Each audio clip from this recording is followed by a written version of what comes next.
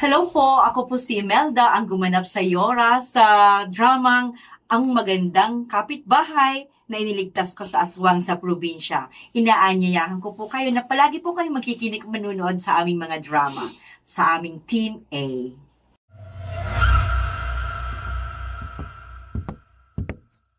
Tay, bakit pumayag ka sa kagustuhan ni Tia na samahan siya? Sabi ni Lola, nakakatakot daw dun sa pupuntahan niyo. Naduduwag ka ba, Roman? Matagal ng panahon yun, iho. At saka, nung kapanahunan ko nga, kahit na 10:00 pa nga ako ng gabi umuwi ay ayos lang. Pananakot lang yan ng lola mo para hindi ka matulad sa akin. Tama naman siguro si Lola. Dahil nang minsang bumisita tayo noon, ay sumama ang pakiramdam ko. Saka nakakatakot ang mga titig ng mga tao. Lalo na ang mga kapitbahay niyo. Mga pamilyang Ortig yun, anak. Mayaman ang pamilyang yun. Kaso, sa dilim ng bahay nila ay napagkakamalang walang taong nakatira. Siguro ay mga pangit ang mga tao ron. Kaya hindi sila lumalabas. O kaya takot sila sa liwanag. Laging madilim, di ba? Baka aswang ang mga yun. Pero hindi nyo lang alam. Ay, hindi siguro. Kwento sa akin ng kaibigan ko ay may magandang dalagang nakatira doon. Nakausap niya isang gabi sa may lilim ng puno. Nakaupo raw sila sa gilid ng sapa. Komportable naman sa isa't isa. Tsaka mabait ang babae. Hindi naman ako lubos na naniniwala sa mga hakang-hakang yan. Dahil kaibigan ko ang matandang kapatid ng may-ari ng bahay na yon. At siyang magsusundo sa'yo pagkarating mo roon.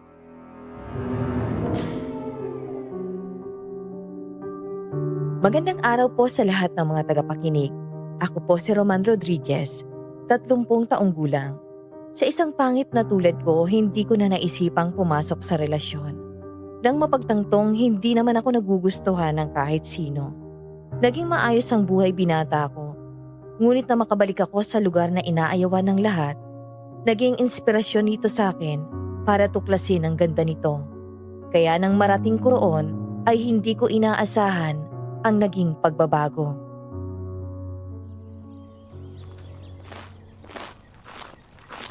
Nakarating na tayo, iyo. Maraming salamat po sa paghatid sa akin dito, Mang Yandro. Walang anuman. Iho, nakarating ka na pala. Talagang nagpapasalamat ako sa pagpayag mo sa pabor na sinabi ko sa tatay mo, Roman. At saka na-miss din kita. Sayang at wala si Inigo. Kaya sa'yo muna ako nagpapasama ng pansamantala lang naman. Ayos lang naman po, tita. Sa susunod naman pa naman po ako babalik para sa trabaho ko. Kung ano man po ang may tutulong ko dito, handa po akong pagsilbihan kayo. Ay nako, nakakahiya talaga, Iho. Pero suhestyon mo kuya sa akin na samahan mo ko. Ayoko naman talagang makaabala lalo na't ayaw ng lola mo na bumalik na kayo rito. Oo nga po eh. Sa tuwing nababanggit ang lugar na to, parati na lang ako napapaisip sa kapitbahay niyo. O sige, baon na ako, Marisa. At sa'yo rin, Roman, iyo. Napatitig ako sa matandang masigla na kumakaway sa amin bago ito tumalikod. Siya nga ang sumundo sa akin nang makarating ako sa bahay ni Tia. Halos malukot pa ang mukha niya nang marinig kung gaano katagal ang pananatili ko. Tila may babala ang mga mata niya at hindi na ako tinanong pa. Oh, iyon si Tatay Yandro. Kakilala ng pamilya. Talagang maaasahan siya, no? Alam mo, kung hindi ka naman dadating, madalas siya yung kasakasama ko rito. Dito siya natutulog? Minsan, pero abala na rin siya sa negosyo niya. May bentahan sila ng karne. Hindi naman talaga magandang manghusga. Ngunit kapag naaalala ko ang itsura ni Tatay Yandro ay nagdadalawang isip ako. Napatango na lamang ako at nagpaalam na magsisibak ng kahoy sa masukal na kagubatan, papunta sa ektarya ng bukid ni na Lola. Uy, ikaw ba si Roman? Opo. Ako nga pala si Joseph. Usap-usapan ka kasi sa barangay namin eh. Ang sabi, nakarating ka na raw. Ganun talaga kabilis ang balita kapag may dumadayo rito. Kaso bibihira na lang ang iba na bumisita dito eh. Alam mo yung mga kwento ng aswang? Hindi ako naniniwala dyan. Sinaunang kwento lang yun. Yun din ang kwento ni Lola sa akin eh. Nako, mag-iingat ka pa rin. May iilang kasi dito sa lugar namin na hindi mo matukoy kung aswang ba o ano. Sa kinalakihan mong syudad, wala naman kayong pakiron sa isa't isa, hindi ba? At wala naman talagang may paki sa aswang dahil hindi naman totoo ang tungkol dun. O binabalaan mo ako para takutin. Matanda na tayo para sa mga ganitong mitolohiya, Joseph. Nako, Roman, kakaiba ka talaga. Hindi ka marunong magseryoso sa mga bagay-bagay. Ayos ka naman palang kausap eh. Hindi magagalit ang mga aswang sa'yo niyan. Pinagpalagay ko na lang na puro katang-isip lang ang pinag-uusapan namin. Ngunit na maghiwalay na ang landas namin ni Joseph, ay may naririnig akong kaluskos sa kung saan. May mga tapak sa natutuyong dahon at minsan ay pagtampisaw sa tubig. Tsaka ko na mataan ng sapa kahit napadilim na ang langit. Nakarinig ako ng sigaw. Kaya mabilis akong lumapit at binitawan ang mga sinibak kong kahoy. Tulungan niyo ako! Nalulunan ako! Miss, sandali lang. Kuya, dito! Nandiyan ako.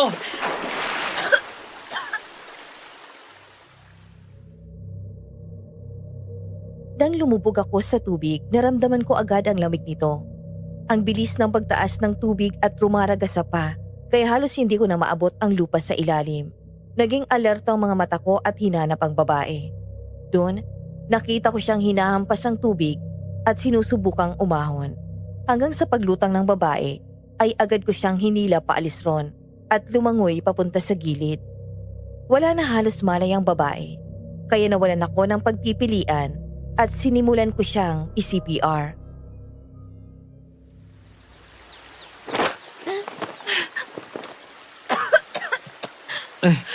Mabuti naman at nagising ka na. Ayos ka lang ba? Gusto mo bang dalhin kita sa ospital? Hello? Naririnig mo ba ako? Sino ka? Ako si Roman. Ilang minuto kang walang malay. Kaya akala ko namatay ka na. Sige. Salamat sa tulong mo, Roman. Aalis na ako. Teka miss, saan ka pupunta? Sasamahan na kita. Hindi na kailangan. Mapapahamak lang kita. Huwag mo na alalahanin kung tungkol na naman to sa aswang. Hinintay kong magising ka kahit abutin pa tayo ng gabi. Dahil mahirap na at baka delikado pa uwi sa inyo. Sanay na ako umuwi ng gabi. Madalas ka bang naliligo ron sa sapa? Oo. Gusto mong samahan kita? Ayoko nga sabing magpasama. Ano bang problema ng tenga mo at utak mo ha? Hindi ka ba nakakaintindi? Wala naman akong binabalak na masama sa iyo. At saka, tuwing hapon ako nagsisibak ng kahoy malapit ron. Tumigil ka na. Dahil hindi na ako babalik ron. Lumipas ang 2 araw, hindi ko na ulit nakita ang babaeng yon.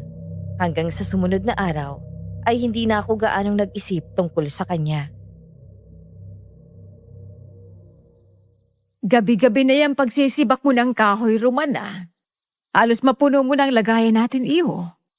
Wala na akong ibang maisip na gawin sa hapon, tita. Samahan mo na lang kaya ang Tatay Andrew mo.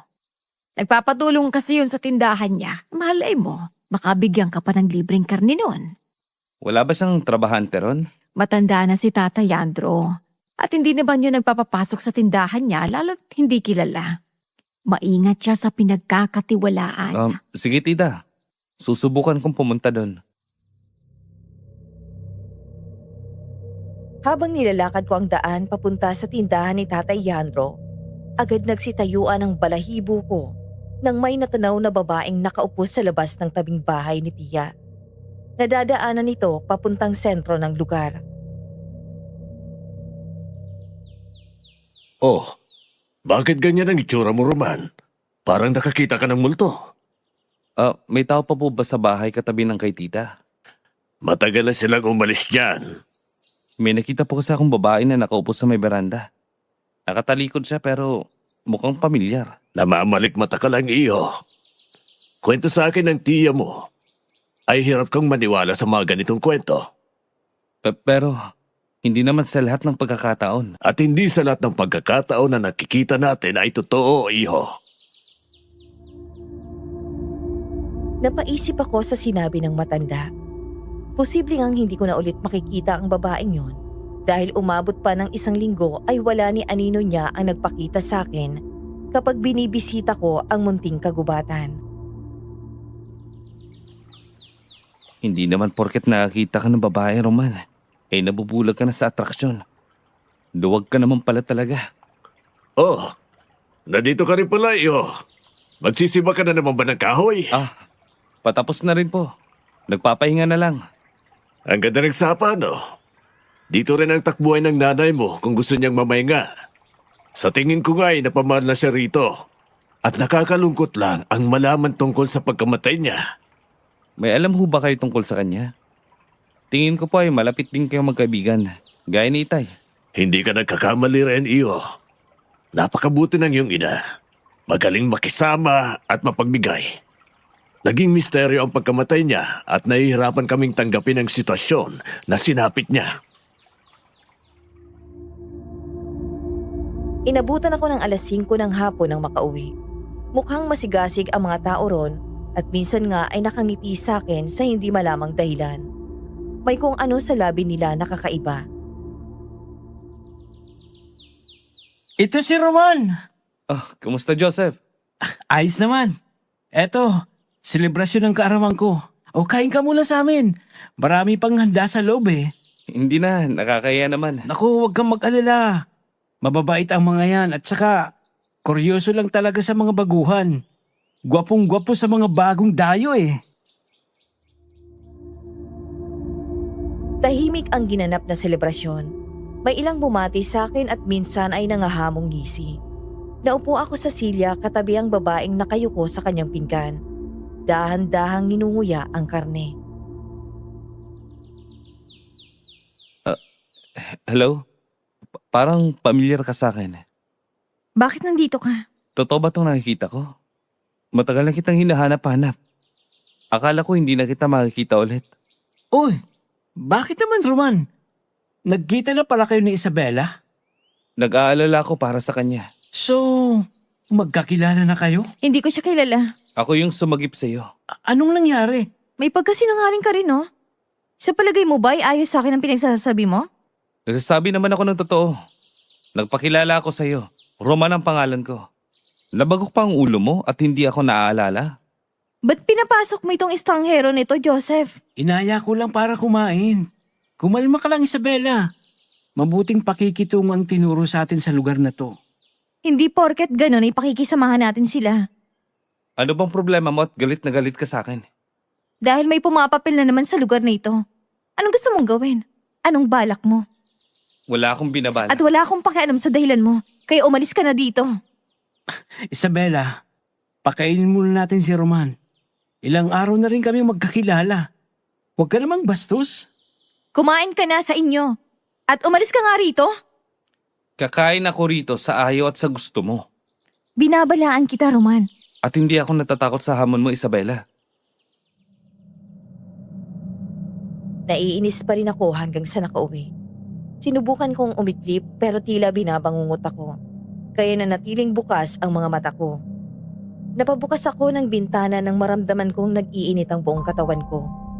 Hindi ko maintindihan ang maingay na kaluskos at pagsitsit sa aking tenga. Binabalaan kita, Roman. Ano ba, Isabela? Hanggang sa panaginip ba naman? Wala kang magagawa. Sinungaling ka pa. Ikaw palang, Isabela. Ang kauna-unahang nanakot sa akin mula nang bumalik ako sa probinsya. Dahil hindi naman tamang bumalik ka para ipahamak ang sarili mo. Binabalaan kita, Roman. Mag-ingat ka sa pinagkakatiwalaan mo. Hindi mo alam na kung sino pang malapit sa'yo, siya pang dahilan ng pagkabagsak mo. Wala kang karapatan na pagsabihan ako. Merong bilin at babala sa akin si Lola. Tatandaan ko yon hanggang sa mapatunayan nga na hindi lahat ng taong malapit sa'yo ay dapat pagbibigyan mo. Nababalikwas ako ng bangon at naliligo sa sariling pawis ng magising. Bumaba ako ng hagdan kung saan namataan ko ang matandang kausap ni Tia Marisa. Nakasuot ito ng itim na belos sa ulo niya. Itim din ang suot na mahabang bestida. Nagsitaasan ng balahibo ko nang bigla itong ngumisi sa banda ko. Magandang umaga, Roman. Si Lola Yora nga pala. Kararating niya lang galing Sikihor. Alika, siya yung may-ari ng bahay dyan sa tabi. Ang gwapo naman ng pamangkin mo, Marisa. Halatang maaasahan nga. Magandang araw po. Nagbigay ng pasalubong si Nana Yora sa atin. Karning baboy yan. May uulamin na tayo mamaya. Hindi naman kasi ako tulad ng kapatid ko na akala mo ay mauubusan na ng supply para ipagdamot ang mga sirang karne. Talagang hindi pa nagbago. Mabuti naman po si tatay. Pagpasensyahan niyo na lang po. O siya pwede ba akong magpasama sa'yo sa amin? Saan po?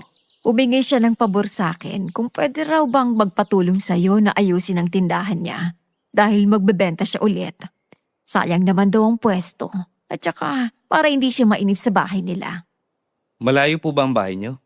Ayan, sa tabi lang ng tiya mo. Saka huwag kang mag-alala. Andito naman ang apo ko para tulungan ka rin sa kakailanganin mo. Hindi kasi tumutulong sa akin yung sa ganitong bagay. Talagang mainitin ang ulo. Sige po, Nanay Yora. Tumayo ang matanda at marahang hinaplos ang aking braso bago pinisil ang aking kamay. Medyo mariin ang pagkakapit noon at matama na sinuri ang aking mga mata habang tumatango. Inagahan ko na ang pagsibak ng kahoy at mabilis na pumulot roon. Bigla kong nahilo dulot ng init ng panahon. Tinipon ko ang tinaling mga kahoy at naupo muna sa may harap ng sapa. May naririnig akong sit-sit sa paligid. Tuloy akong napalinga hanggang sa namataan ko si Isabela. Ang tigas talaga ng ulo mo, Roman. Bakit gusto mo akong umalis dito? Hindi ka tinablan? May agimat ka siguro. Baliw ka siguro. Ikaw ang nahihibang sa ating dalawa. Baguhan ka rito, pero kung kani-kanino ka nagtitiwala. Kahit kay Joseph. Alam kong hindi ka naniniwala sa mga ganito. At ayoko may mangyari ulit. Sa buong linggo na pananatili ko rito, umabot ako ng 2 linggo, Isabela. Hindi nakakatulong ang pagiging hangal. Hangal bang gustuin ng lugar na to? Payapa at mabubuti ang tao. Ikaw lang naman ang may galit sa akin. Dahil hindi sapat ang kung anong nakikita mo sa panlabas na anyo ang katotohanan. Maaring bangungot ito sa'yo. Pagkatagalan, matututunan mo. Tulad ni Tata Yandro. At gusto mo ako matulad sa kanya na halos malugi na ang pinamenta niyang karne. Dahil hindi siya marunong makisama. Bahala ka. Ganun ba? Dahil hindi ako tulad ng mga kakilala mo. Kung gusto kong makipagkaibigan, sinisigurado kong maingat ako. Kahit natalikuran ka man niya. Ang mahalaga ay sinusubukan niya. Walang mawawala kung magtiwala ulit, Isabela. Kahit na ilang beses ka mang itanggi sa marami. Ginagawa ko lang ang nararapat. At kahit na ano pa mang dahilan, ang meron siya ay hayaan ko. Walang masama sa pagiging tunay na nararamdaman. Lalo na kung gusto mo. Gugustuhin mo yun. Hinayaan ko si Isabela na maligo sa sapa hanggang sa umalis na ako ron ng walang paalam. Dala ang sinibak na mga kahoy sa loob. Dali-dali akong pumasok sa gate ni Tia nang marinig ang hagulhol niya. Tia, ano nangyari? May masakit ba sa inyo? Ang sakit ng tiyan ko kanina. Ilang beses na akong pumapasok sa banyo hanggang nanakit ang mga paa ko. Mabutit dumating ka. Sumasakit pa po ba? Baka hindi nyo na naman po ininom yung gamot nyo. Dadalhin kita sa ospital kung hindi mo na kaya. Malayo pang mula rito, iho. Mawawala siguro to sa kalaunan. Sigurado po ba kayo? Oo. Hindi na ako nag-atubling alamin ang dahilan ng pananakit ng tiyan ni Tia.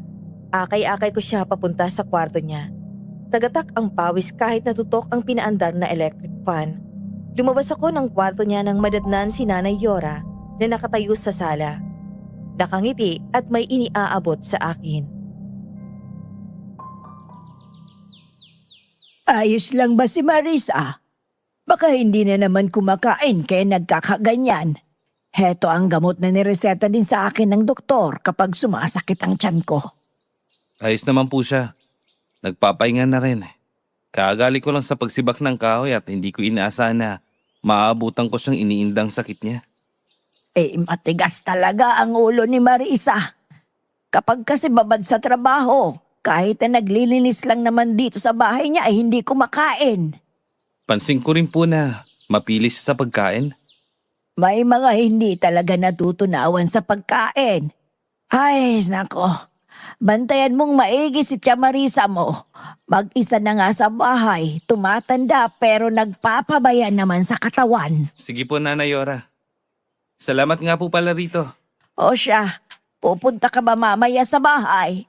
Aayain din sana kita doon na lang din maghapunan pagkatapos mong magtrabaho. Ah, sige po. Hindi ko alam kung ano ang nararamdaman ko nang narating ko ang bahay na sinusubukan kong iwasan. Habang papalapit ako, ay ramdam ko na ang panlalamig ng buong katawan ko. Napabaling ako sa kanan nang marinig ko ang pagsitsit. May kaluskos akong naririnig sa kaliwa. Tila nawawalan ako ng boses para tawagin si Nanay Yora. Mas nanindig ang balahibo ko nang mapansin ang figura sa di kalayuan at dahang-dahang papalapit sa akin.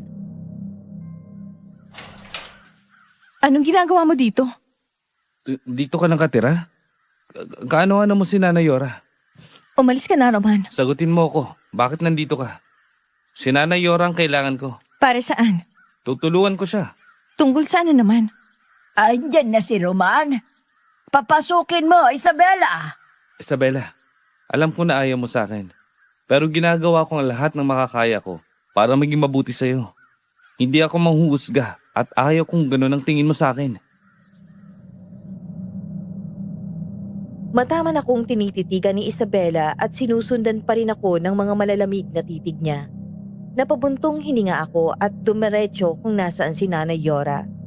Simple lang ang bahay nila, pero maespasyo ang sala dahil wala na itong gaanong gamit. Walang gaanong ilaw sa iilang sulukang pasilyo. Tigi-isang bombilya lamang sa mahalagang tanggapan ang naliliwanagan. Pagpasensyahan mo na si Isabela. Hindi ko alam kung bakit siya galit sa akin eh. Minuminuto may babala siya sa akin. Lumaki si Isabela na hindi pala kaibigan. Tinuruan ko siyang wag basta-basta magtitiwala hanggang sa pagkadalaga niya. Hindi naman siya ganoon sa mga tao rito. Tahimik iyan at wala talagang pake. Pero ilang beses niya rin akong pinagsabihan tungkol sa'yo. Wala naman po akong masamang binabalak. Sa katunayan nga po, nandito ako para tulungan si Tia. Mag-isa siya at tinuring ko na siyang ina. Wala na ang iyong ina? Opo, matagal na panahon na. Kwento ni Papa sa akin, may naglagay ng lason sa pagkain niya. Pero git ni Lola sa akin, dahil daw may nagbigay ng pagkain sa amin. At tinanggap yun ni Mama mula sa pinaghihinalaang aswang. May kung ano ron na naging dahilan ng kawalan niya sa wisyo at pinadala sa maraming doktor. Ang resulta, depresyon. Buhay pa ba ang lola mo? Opo. At ilang beses niyang isinumpa ang lugar na to. Hindi ko naman nakikita na may pagkakamali rito. Sa paniniwala mo lang yan, iho. Isipan ang kalaban natin. Hindi natin maitatanggi na natatakot ang lola mo para sa pansariling kapakanan.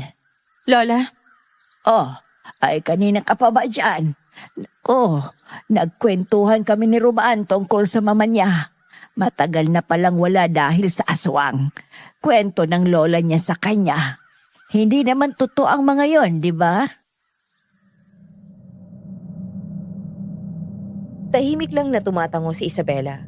Hanggang sa natapos ako sa pinapagawa ni nanay na trabaho, ay tahimik lang na nakatingin si Isabela sa ginagawa ko. May kung ano sa mga titig niya na hindi ko mapigilang mapansin. Nandidilim ang mga titig niya at kalaunan ay tumalikod na rin sa akin. Roman, halika!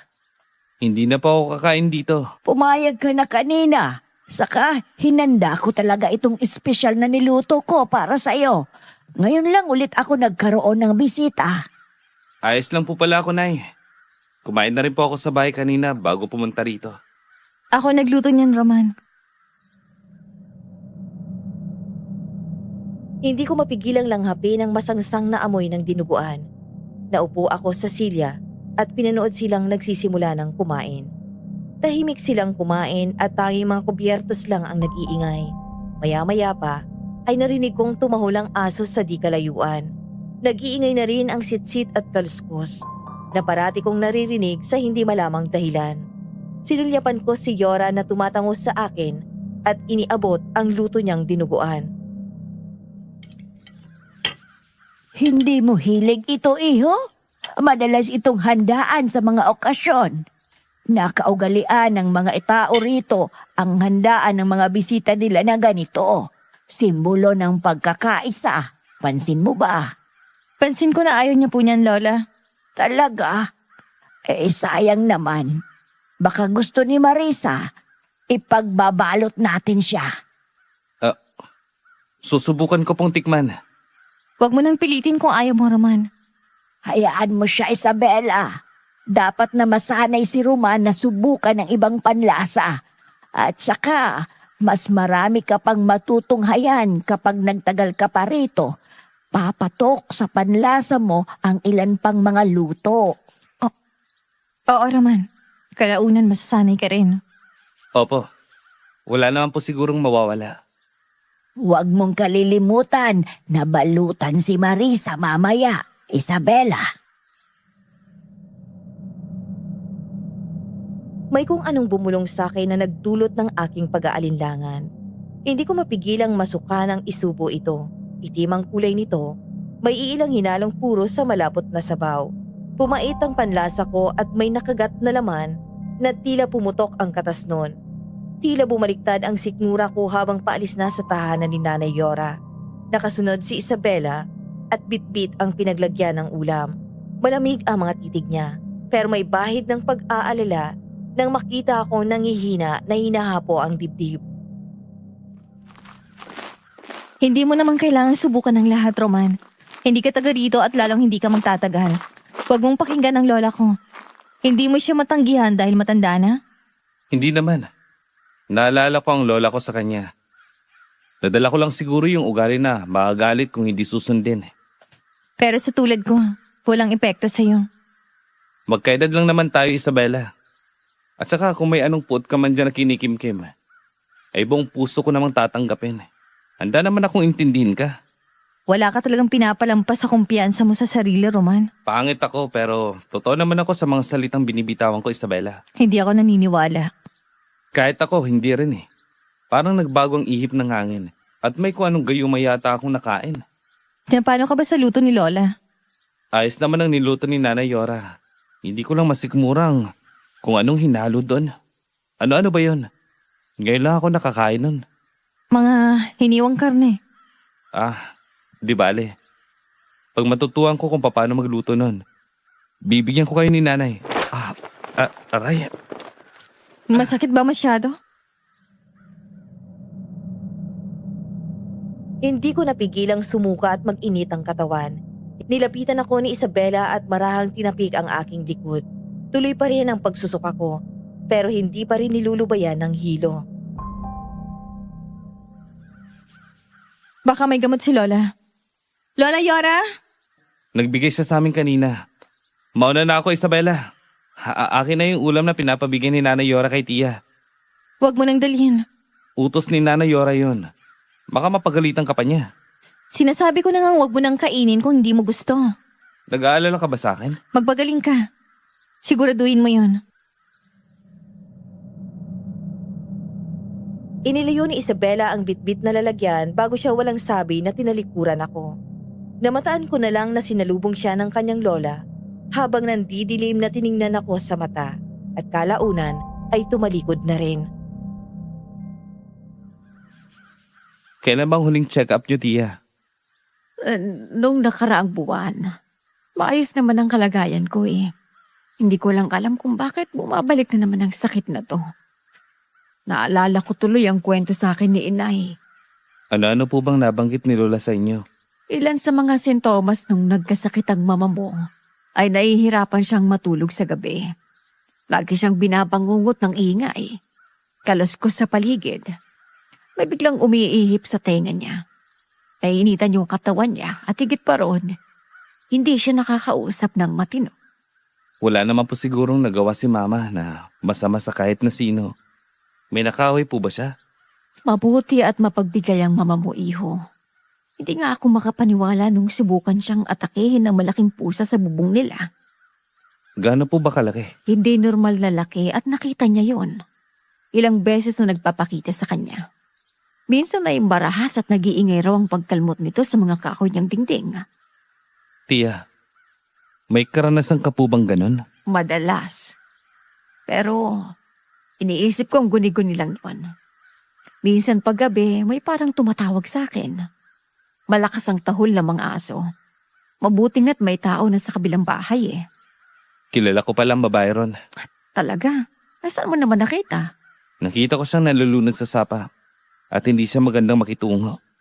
Normal naman sa mga kababaihan dito na umaayaw sa mga bagong dayo. Pero ang tulad nung apo ni Nanay Yora, malimit yung makipag-usap sa lalaki. Sa ganda niyang yon, ang dami niyang tinanggihan. Ano naman pong rason niya? Pokus siyang alagaan ng lola niya. Mahal niya yon. Naalala ko nga na bumisita yun dito dati. Tahimik lang na nagmamasid at tumingala sa kawalan. Hindi siya gaanong nakikinig. Wala siyang paki. Kahit nahirap yung dating tauhan ni Nanay Yora, baliwala lang siya.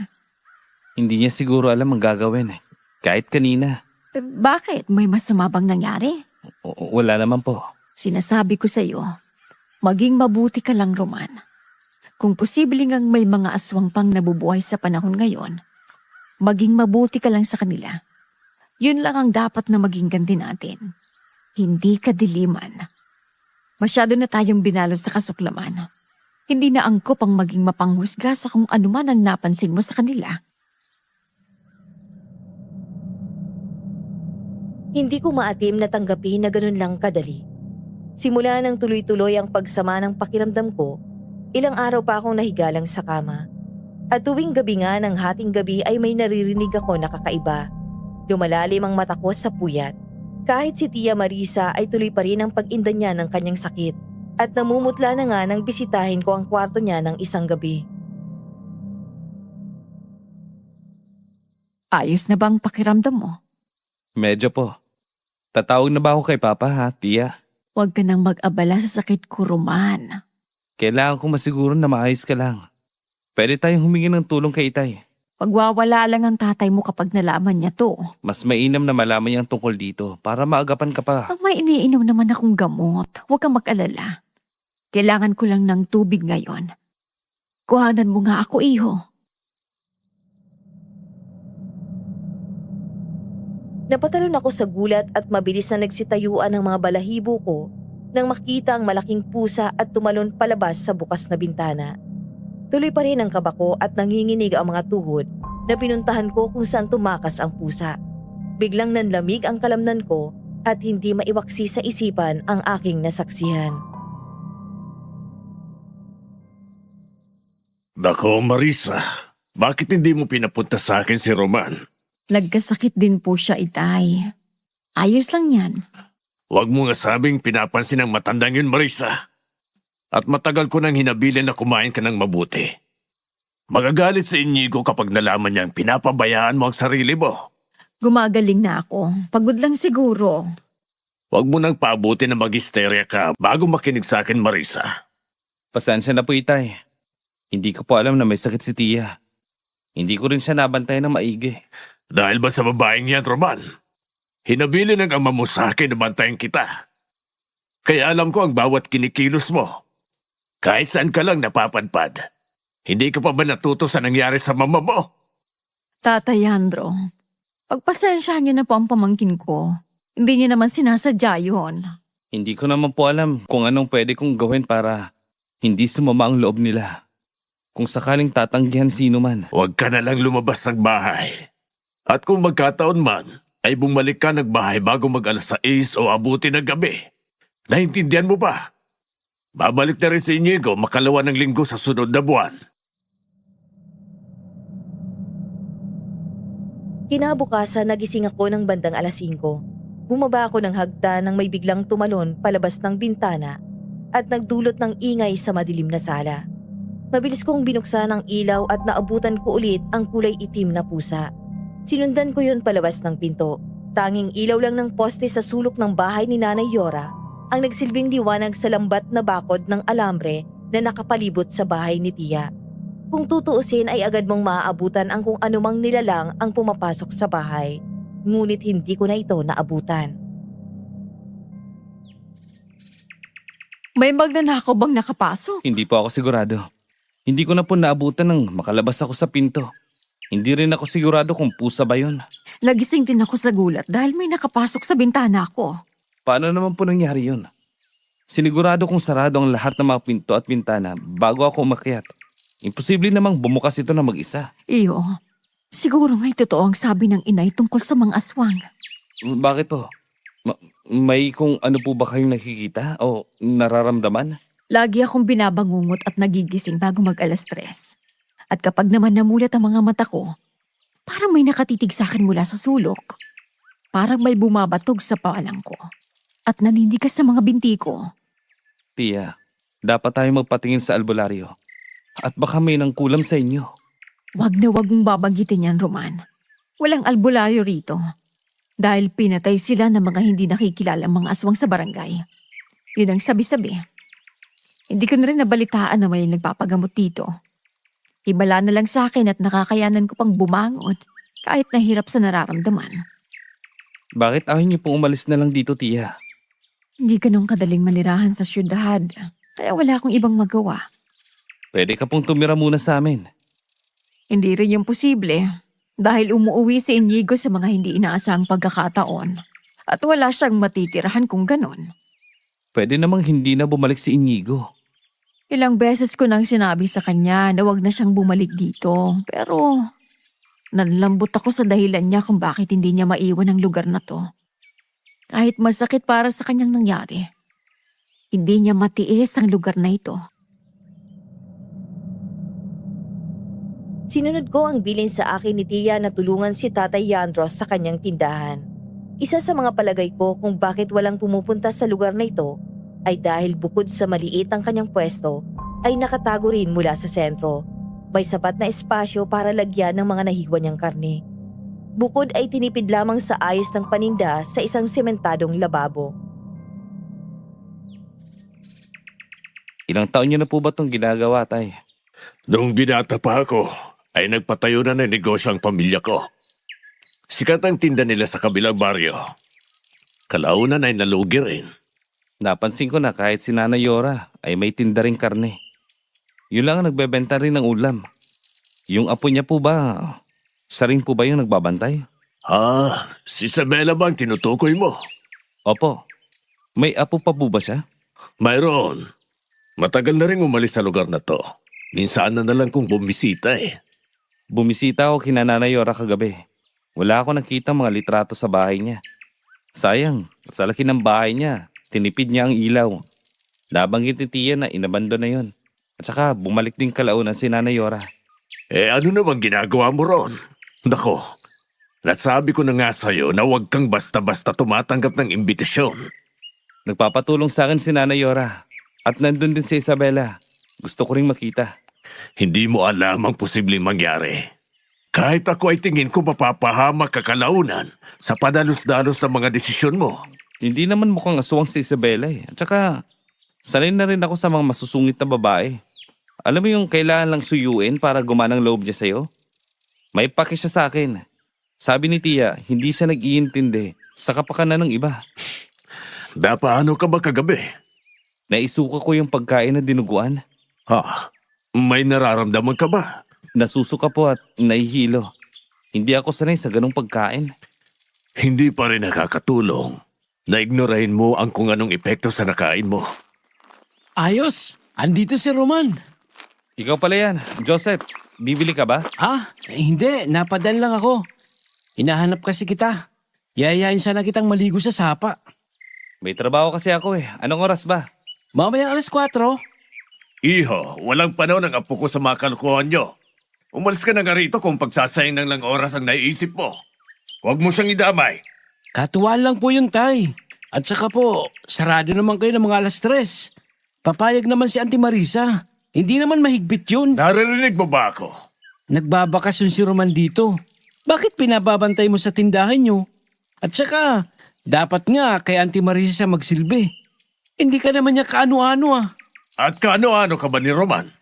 Ilang linggo lang siya rito. Pinagmamalaki mo na para magkaangkan kayo. Pinapangaralan mo pa ako sa paliwanag mo. Joseph, umuwi ka na. Hindi na kailangan na palakihin to. Ang bastos kasi. Hindi ko alam kung paano ka napao ng matandang yan. Wala namang nagtatagal na tulungan siya dahil sa ugali niya. Kahit yung kaibigan ko, hindi matis ang tindahan mo, ang sagwa. Mas bastos ka. Sige na, Joseph. Tatay Andro, kumalma lang po tayo. Hindi ko makakalimutan ang araw na to. Pagsisisihan mo ang kawalang-iyaan mo. Ilang oras ang lumipas. Bibihira lang na may bumili o dumadaan sa tindahan ni tatay. Tahimik lang siyang naghihiwa sa karne at hindi ako kinakausap. Kahit ang mga customer ay masasama ang tingin kapag napapadaan dito. Napapalingon naman ako kay Tatay Yandro dulot sa dami ng nagbabagabag na tanong tungkol sa buhay niya. Bigla niyang nabitawan ang kutsilyong hawak nito. Halos matamaan ang paa at walang emosyon na hinarap ako. Matapos yung damputin na parang wala lang. Sige tay, mauna na po ako.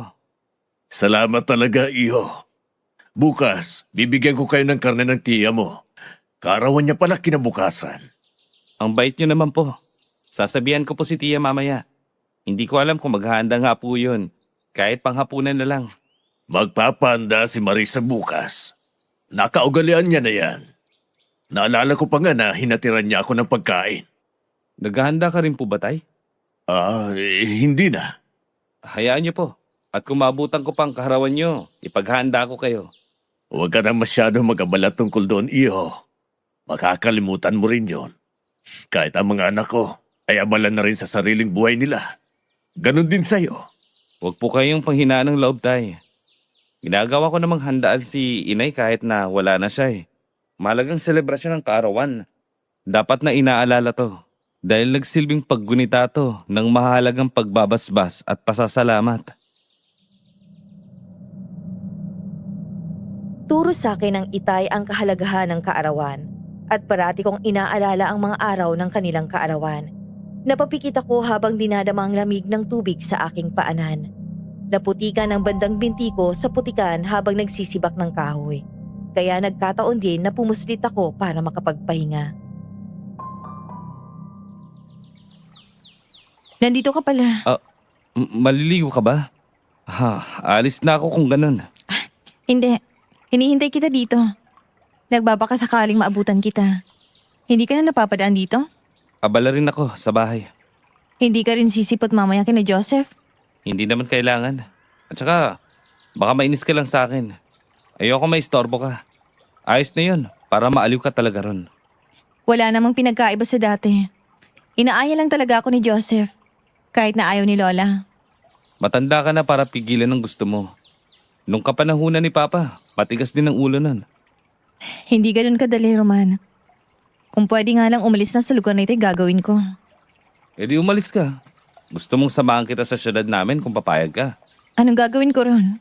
Magbakasyon tulad ko. At saka marami ka pang pwedeng madiskubre sa ibang lugar. Pansin ko rin ay hindi nahahasang ugali mo eh. Bukod sa pagiging masungit. Sinasabi mo bang ang pangit ang ugali ko? Hindi ah. Ang ganda mo kaya.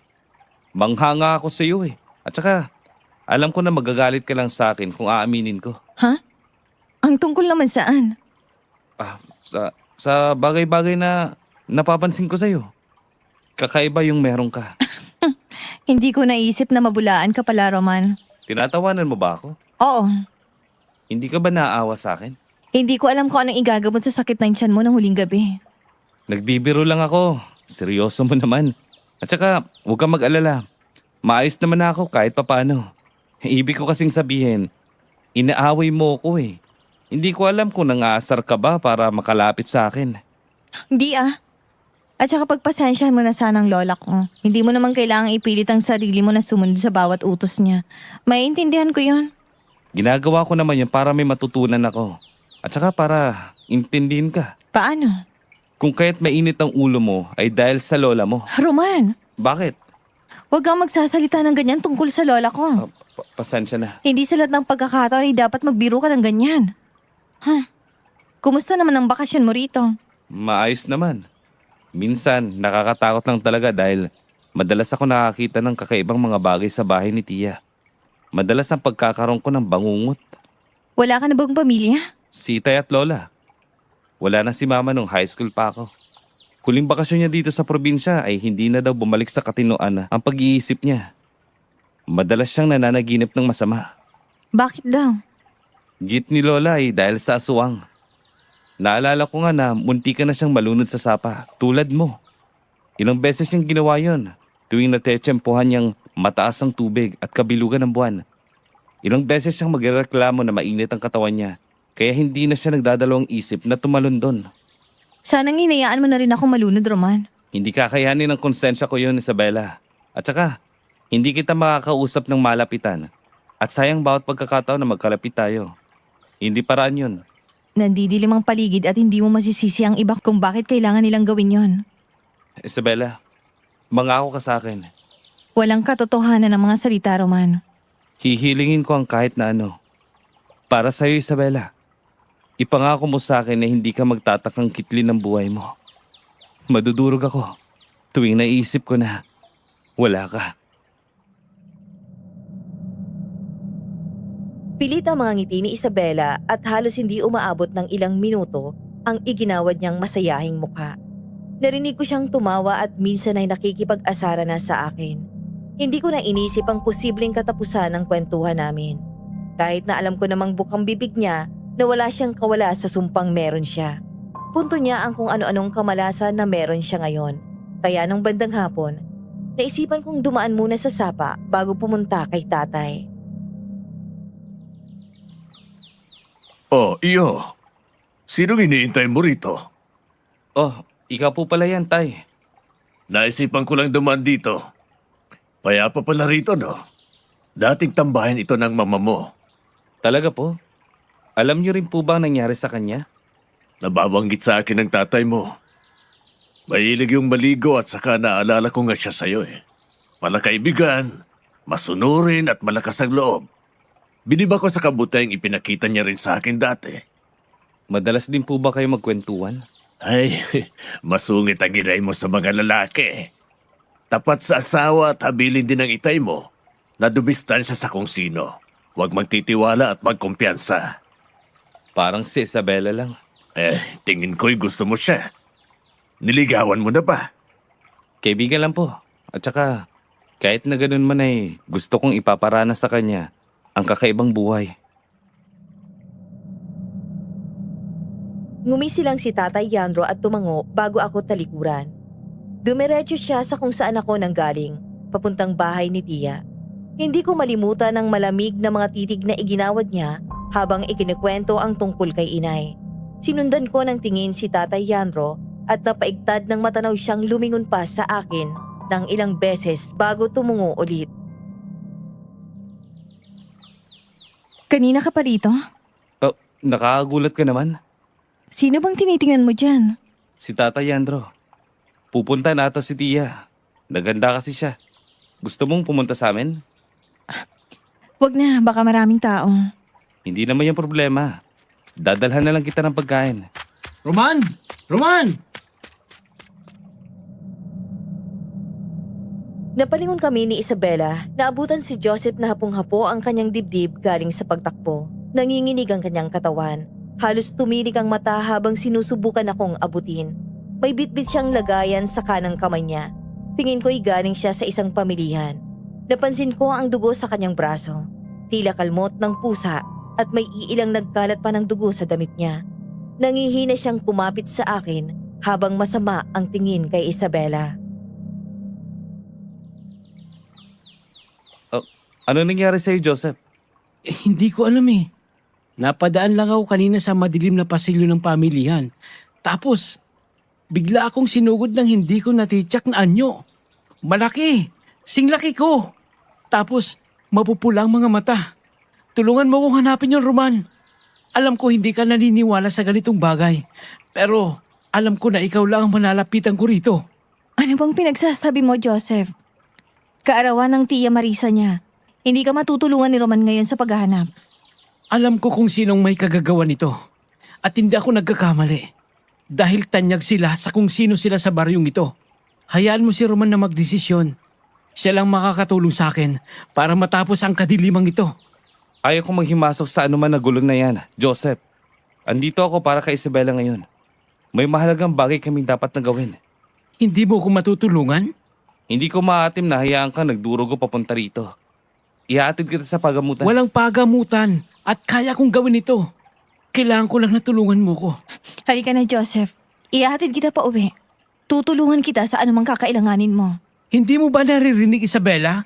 Naririnig niya, Joseph. Susunod ako sa iyo mamayang gabi. Ang mabuti pa ay ipapagamot ka muna para hindi ka na magkaroon pa ng infeksyon. May iiwan muna kita saglit ha. Dahil may importante akong gagawin ngayong hapon. Matapos kong ihatid si Joseph sa bahay nila, sinalubong na kami ng pamilya niyang nag-aalala. Hindi ko maiwasang tingnan ang mga sugat ni Joseph. Bakas ng mga marka ng iilang malalalim na kalmot sa braso niya. Madilim ang iginawad na pagsalubong nila nang namataan akong nakatayo sa labas na tila ba sinisisi ako sa nangyari. Kung may kailangan ka kay Isabela, sabihin mo lang sa akin. Huwag mo siyang abalahin. Dahil baka mahirapan siya. Hindi naman talaga ako humihingi ng tulong sa kanya. Sa katunayan, siya ang madalas na umaalok sa akin ng kahit ano. Naiintindihan ko na kung bakit kailangan na umalis ni Inigo rito. Bakit naman? Hindi pa rin pala nagbabago si Isabela. Siya pa rin yung tipo na handang damayan ka. Pero wala kang ideya sa kung anong magagawa mo para sa kanya. Tapat lang sa Isabela sa anong intensyon niya. At kung ano man ang naging kasalanan ni Isabela kay Inigo, ay sa tingin ko, yun ang mga nararapat na gawin. Pero hindi niya kayang maging tapat sa sarili niya. Hindi ko maintindihan kung bakit kailangan mong tulungan si Isabela. Kung sa mga kakaibang kilos niya, ay talagang hindi ka tanggap-tanggap. Nagulat ako sa sinabi ni Joseph. Ang hinihingi niyang tulong ay may kaugnayan kay Isabela. Bakit hindi niya tinanggap ang alok ni Isabela kung naging malapit naman silang magkaibigan? Napatulala ako sa harap ng sapa habang iniisip ang posibleng kasagutan. Naupo kami ni Isabela sa batuhan ng sapa at tahimik lamang na pinapanood ang umaagos na tubig. Tahimik akong nakikinig sa sinasabi ni Isabela. Siguro nga ay tama si Joseph at hindi nga tapat si Isabela sa kanyang sarili. Maging sa kung anong nararamdaman niya at kung bakit kailangan niyang ipahamak ang sarili niya. Ang dami kong gustong malaman sa lugar na to, Isabela. Pero kalaunan, nagbago ang pananaw ko. Simula nung una kitang nakita. Halos hindi ko alam kung anong dapat na gawin ko. Dahil namatay ang nanay ko nang malunod din sa lugar na to. Yun bang kinakatakutan mo para sa akin? Sinabi ko na dati, inayaan mo na lang sana akong malunod. Mas lalong hindi ko mapapatawad ang sarili ko kapag hinayaan kita. Hindi naman tayo magkakilala. Kaya hindi ka magkakaroon ng kahit anong konsensya kung sakaling makita mo akong ganun. Pero kahit naman nakilala mo ako o hindi, ay wala namang pinagkaiba yon. Kahit na sino ka man, Isabela, ililigtas kita sa lahat ng aking makakaya. Simula nang sagipin mo ako sa pagkalunod, ay parang sinagip mo na rin ako. Mula sa takot at pangamba. Sa kabila ng mga sandaling pananatili ko dito. Gagawin ko ang nararapat, Isabela. Buo ng desisyon ko. Natapusin ang buhay ko. Dahil wala rin namang saysay, Roman. Gusto kong malaman mo na hindi hadlang ang nakaraan mo para gawin yan. At kung ano man pinagdaraanan mo ngayon, hayaan mong tulungan kita ng buo. Hindi ko alam kung bakit nakaramdam ako ng sobrang tuwa nang yakapin niya ako ng mahigpit. Malungkot ang mga ngiti niya. Yun naman dapat ang aura ni Isabela. Pero hindi ko mapigilang makaramdam ng bigat sa pilit niyang ekspresyon. Ilang oras bago na unang umuwi si Isabela, padilim na rin ang langit nang tawirin ko ang iilang kakahuyan at nagsisimulang makarinig ng mga kaluskos para umuwi na rin. Sinuyod ko pa ang paligid at pinagmasdan ang medyo di kalayuan na mabatong sapa at may nakatayong matatayog na puno at balete sa kabilang kanan. Nandito ka pa pala, Roman. Oo, kakaalis lang ni Isabela. Naligo kasi kami kanina at saka Magsisimula na rin siya sa trabahong bahay. Kaya nagpaalam na naalis na. Oh, bakit napabisita ka? May gusto lang sana akong ibalita sa'yo. Hindi na ba ito makapag-antay? May ilang motibo na ako kung sino ang gumawa nun sa akin. Halika, tumuloy ka na muna kina Tia Marisa. Kaarawan niya ngayon. Pero ilang oras na rin akong wala ron sa bahay. Bumisita si Tata Yandro at napadaan din sa amin. Pinagkakatiwalaan talaga ng tiyang mo si Tatay Yandro? Oo, malapit na kaibigan din ni Itay. Pasensya na pala nung nakaraan ha. At kailangan mong masaksihan ang inis niya. Ayaw na ayaw niya sa akin eh. Lalo na para kay Isabela. Gusto mo si Isabela? Oo. Wala namang hindi papatol at aayaw sa ganda niyang yun. Maraming gustong makipaglapit sa kanya. Pero kami ang naisipan niyang pagbigyan na kaibiganin sa lugar na to. Mabuti naman kung ganun. Noong una nga, akala ko gusto niya ako. Pero may iba pala siyang sadya. Pati nga kasabwat niya. Hindi ko alam kung anong dapat na gawin ko. Naiinis ako kapag nakikita ko siya sa tuwing nahihirapan kami sa nangyayari. Nag-aalok siya pero wala man lang maitulong para maipaliwanag ang nangyari. May kaugnayan ba ito kay Inigo? Parang ganun na nga. Ayaw kong masamain si Isabela hanggat wala pa akong patunay sa katotohanan. Pero mag-iingat ka sa kanya. Ilang araw akong hindi lumabas ng bahay matapos natulungan si Joseph para sa mga plano niya. Gusto niyang malaman kung sino nga ba ang nasa likod ng nangyayaring kaguluhan nung nakaraang araw at kung may kaugnayan ba ito sa insidenteng naranasan niya. Dinala niya ako isang araw sa lugar kung saan pinangyarihan ang pag-atake sa kanya. Madilim ang lugar dulot ng napapalibutan ng mga matataas na dahon at punong kahoy. Ilang distansya lamang ang layo nito mula sa tindahan ni Lolo Yandro. Narinig mo na bang balita na nawawala si Nana Yora? Kailan lang po ba? Kahapon pa nagsimulang maghanap ang mga tanod sa barangay. May iilan na pinipilit na huwag na siyang hanapin. Hindi ko na rin alam kung anong nangyari sa apo niya. Wala man lang pasabi si nangyari. Nag-iimbestiga pa rin ba ikaw tungkol sa nangyari kay Joseph? Tinutuluan ko po siyang kumuha ng mga ilang ebidensya. Saan ka pupunta? 10 oras na ng gabi, iho. Huwag ka nang umalis at baka mapahamak ka pa. Habili ng barangay na huwag nang lumabas sa gabi para sa seguridad. Napagkasunduan namin ni Joseph na magkita ngayong gabi. Doon sa pinangyarihan ng insidente. Pwede namang ipagpabukas ito, iho. Anong kaso ba yan para makahingi tayo ng tulong o magpa-blatter tayo? Walang naniniwala sa ganun, Tia. Ano ba ang hinahanap niyo? Hindi na po mahalaga yon. Maiwan ko muna po kayo at isarado niyo po na maigi ang pinto. Babalik po ako kagad. Malalagot ako sa itay mo kung hahayaan kitang lumabas at baka mapahamak ka pa. Mag-iingat po ako.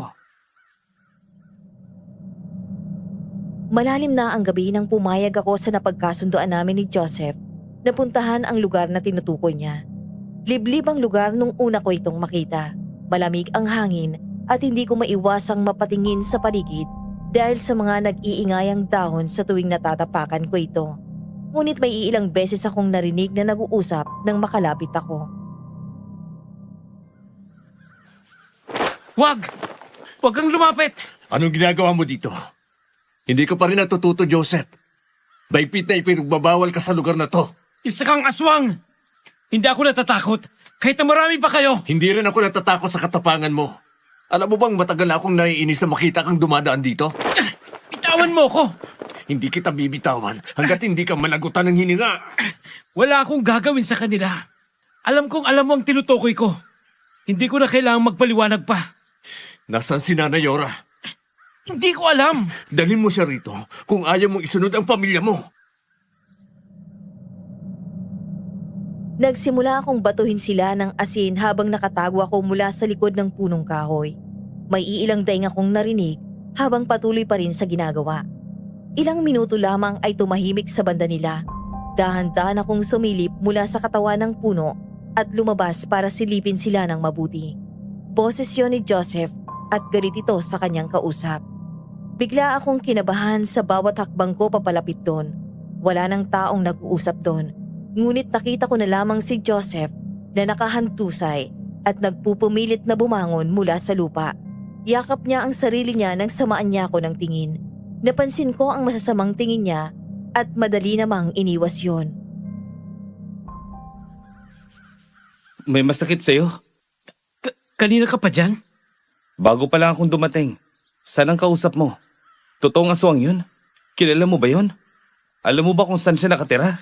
Hindi na mahalaga yon. Siyang posibleng may gawa sa'yo nung nakarang araw. Aswang may gawa nito sa'yo. Kailangan natin magsumbong sa barangay. Hindi naniniwala ang mga tao rito sa aswang. Ang alam nila, matagal nang umalis ang mga pamilyang yon hanggang... At sino naman ang kausap mo kanina? Sinaktan ka niya. Hindi natin masiguro kung anong mangyayari sa pamilya mo kung hayaan mo. Ayaw ko mapahamak si Isabela. Huwag kang lumapit sa pamilyang yon, Roman. Kahit kay Isabela, ipapahamak tayo ng pamilyang yon. Hindi pwedeng magtiwala sa kung sino-sino. Dapat ba ako magtiwala sa'yo? Alam ko naman na parte sa investigasyon namin ang tungkol sa pag-atake sa kanya. Ngunit hindi ko inaasahan na maabutan ko naman siyang atakihin ng mga aswang. Lalaki yon at bahid sa tono ng boses niya ang galit sa mga salitang binitiwan. Totoo ang sinasabi ko, Roman. Hindi pwedeng mabulag ka sa kabaitan na mayroon si Isabela. May dugo siyang aswang. Ikaw bang dahilan ng pagkawalan ni Nana Yora? Hindi ako. Nakita mong biktima rin ako ng lalaki yung Roman. Wala akong natitiyak na biktima sa mga narinig at nakita ko, Joseph. Mahal ni Isabela ang kanyang lola. At kung malalaman ko, nasangkot ka. Huli kong nakita si Nana Yora na may kasamang babae bago siya nawala. Saan mo sila nakita? Naglalakad ako papunta sa sapa para magsibak ng kahoy. Abang silang dalawa ay tila seryoso ang pag-uusap. Hindi pamilyar sa akin kung sino ang kasama niya dahil nakatalikod silang dalawa sa akin. Mabibilis ang yapa ko paalis ng lugar, tahimik ang kalsada, ngunit nag-iingay ang iilang mga cricket sa tabi. Ilang beses akong sinabihan ni Itay na hindi totoo ang aswang, ngunit hindi ko maiwasang mapatanong sa sarili ko tungkol sa nasaksihan ko kanina. Tila binuhusan pa ako ng tubig nang tila nagsusunod na mga kamay at sa iilang parte ng katawan ni Joseph ang may sugat. Paalis na ako nang may naabutang pamilyar na figurang nakatayo. Tila nagmamasid ngunit nakatingala lamang siya sa langit kung saan bilugan ang buwan. Isabela!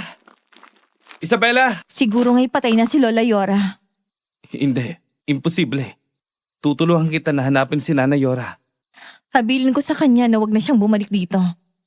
Pero bakit kailangan pang gawin nila sa akin to? Hindi ko maintindihan kung bakit ganito sila magalit sa akin. Hindi ko naman ginusto ito, Roman. Hindi mo kasalanan ang nangyari, Isabela. Alam ko na gusto mong gawin ang lahat ng iyong makakaya para isalbang lola mo. Dinakip ang lola ko. Walang aswang at hindi totoo yun. Sana nga'y totoo yan. Bumahid ang pait sa tono ng pananalita ni Isabela. Malungkot niya akong tiningnan mula sa kanyang balikat. Tahimik niya akong pinagmasdan kahit na malayo kami sa isa't isa. Hindi ko nakikita ang itsura niya sa dilim. Tinatago niya ang sarili mula sa dilim. Ipagluluto ko pang lola mo, di ba?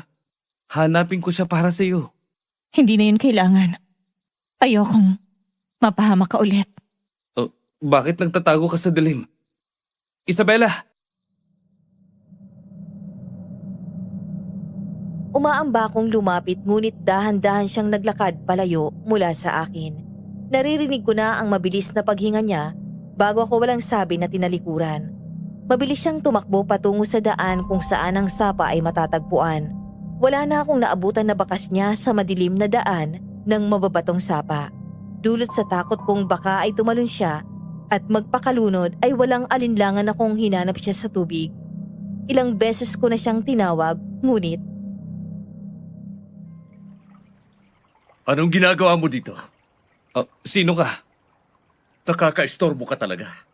Kahit kailan wala talagang makwenta ang tulad yung lumaki ng syudad. Paano mo ako nakilala? Malit lang ang baryong to. At naamoy ko kung gaano ka katapang. Ay ganun ka naman kaduwag. Anong ginawa mo kay Isabela? Nagpapatawa ka ba? Kailan ka lang ba dumayo rito? At kung makahusga ka, ay parang may ginawa ko. Anong ginawa mo sa kanya? Sinusundan ko siya rito. May binabantayan ako, Roman. Sino ka ba ha? Ikaw ba may gawa rin kay Joseph? Kahit na aminin mo ay hindi ako matatakot. Sinabi ko na rin yan. Pero walang nangyari. Baka nga hindi totoong matapang ka. Lalo nung kung sasabihin ko na hindi nagpakamatay ang iyong ina. Oh, sinungaling ka. Ayokong pinag-aalala si Chamarisa. Kaya umuwi ka na ron. Tinalikuran niya ako at mabilis ding nawala sa harap ko. Mabilis akong tumakbo pabalik ng bahay. Nagulantang ako nang madatna na tahimik na pinapanood ako ni Tia Marisa. Nakabalot ang isang alampaintos sa balikat at agresibong pinapaypayan ng sarili. Hindi ka pa po natulog? Nanaginip ako ng masama kakaisip kung nasan ka. Saan ka ba nagsusuot? Hindi ka dapat maging kumpiyansa sa kung saang sulok ng lugar. Totoo pa rin ang kwento ni Inay tungkol sa mga aswang. Pasensya po, Tia. May masama bang nangyari? Duman ako sa sapa. Diyos ko po, Roman. Kailan ka lang ba nakapunta ron sa sapa? Matagal ka na bang pumupunta ron? Kwento ng lola mo na doon niya rin na unang nakita ang unang aswang. Matanda raw yun. Doon po ako kumukuha ng mga sinisibak kong kahoy. May nalulunod doon. Sinagip ko siya. Niligtas mo. Opo, Tia. Bakit po ba? Yun naman ang dapat na ginagawa kung may taong nalulunod. Ibang usapan na ang magligtas ka ng mga taong gustong magpakamatay, Roman. Ano pong ibig niyo sabihin? Kasalanan dito ang magligtas ng tao? Kasalanan ang iligtas sa mga taong may binabalak na kitilin ng sarili nila. Ayon ang mga naging ninuno sa barangay na to. Ang sapa na yon ang nagsilbing ligaw na puntod ng mga taong ayaw ang sarili nila. Halimbawa na lamang ang mga aswang. Nalunod si Inay. Hindi siya nagpakamatay. Pinatay siya ng sariling palaisipan niya, Roman. Kasinungalingan. Hindi aswang si Inay. Hindi siya nagpakamatay. Hindi niya ginustong nangyari. Roman, ayokong sabihin sa iyo ang tungkol dito.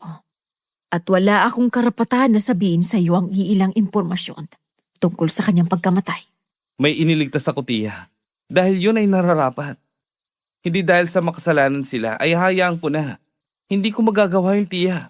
Yun ang dapat na gawin kapag makasalanan ng isang tao. Huwag silang pigilan na magdalawang isip kung buo sila sa kanilang desisyon. Ang sapa na yun ang nagsisimbolong saksi ng mga katawang dapat ay inilibing na sa ilalim ng tubig para dalisayin ang naglalatay na itim sa kanilang mga dugo. Hindi ko mapigilang mapakuyom ng kamao sa inis. Paano ito naisip ni Tia? Hindi naman ganon ang makataong paraan para tulungan ang isang tao. Hinding-hindi ko masusunod ang sinabi niya. Kaya kinabukasan ay mabilis akong nagtungo sa bahay ni Isabela. Ilang beses pa akong kumatok bago ako pinagbuksan ng pinto. Namumugto ang kanyang mga mata habang nakatingin sa akin. Tinakbuhan mo ako, Isabela. Ang sabi mo ay tutulungan kita. Bakit nawala ka na lang bigla kagabi? Gusto kong makapag-usap tayo. Sinisisi na ako ng iilang mga tao rito. Umalis ka na. Dahil ayokong malaman nila na nandito lamang ako at hindi pa umaalis. Gusto kong makapag-usap tayo. Wala nang pag-uusapan pa, Roman. Nagbabaka sakali akong buhay pang lola. Pero nararamdaman ko na baka'y wala na siya. Mabuti ang lola mo. Walang papatay sa kanya. Walang mangyayaring masama. Magtiwala ka lang. Hayaan mo na mga tao rito. Kailangan mong pagtibayan ng loob at andito lang ako. Huwag mo nang subukan, Roman. Dahil hindi ko kailangan na yung tulong. Umalis ka na. Hindi ko na pinilit si Isabela. Ilang araw na siyang nagkulong sa bahay. Hanggang binalitaan ako ni Joseph nang tumakbo siyang habulin ako sa kakahuyan kung saan ay lumipat na lamang ako ng lugar na mapagsisibakan ng kahoy. Natagpuan ang bangkay ni Nanay Yora. Saan? Nakalutang ang katawan niya sa sapa. Hindi maaari. Kailan lang ba to? Ilang araw na rin ang mapansin ng isa sa mga tao rito. Yung masangsang na amoy.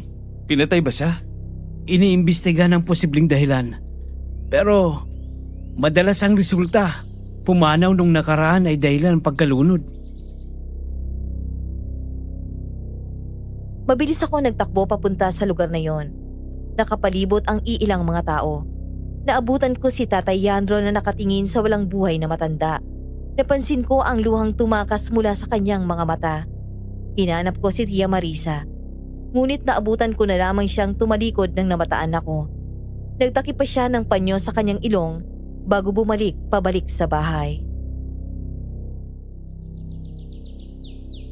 Tia Marisa, Sinasabi ko na sa'yo, iho. Ang sapa na yun ay talagang paraan ng pagpapakamatay ng mga tao rito. Hindi mo aakalain na mabubura na si Nanay Yora sa mundong to. Dahil hindi niya na kinakayang kanyang dinaramdam na sakit. Kwento niya sa akin ng pagkalugi ng kanilang negosyo. matanda na si Nanay Yora para maisipang patayin ang sarili niya. Binalita lang nung nakaraan na nawawala siya. Kagagawan po ba ito ng mga aswang? Hindi ko na naiintindihan ang lugar na to. Huwag mo nang abalahin yun, iho. Maayos nang ilibing si Nanay Yora. Hayaan mong ang kapatid niya ang gumawa ng paraan. Kapatid? Sino? Kapatid niya si Tata Yandro. Ayaw niyang ipaalam sa lahat, bukod sa akin. Hindi rin ako makapaniwala na magkadugo sila. Lalo na't madalas ang alitan nila nung malakas pang negosyo nila. Ngunit nalugi lamang ito nang magkaroon ng isyong supply ng karne nila.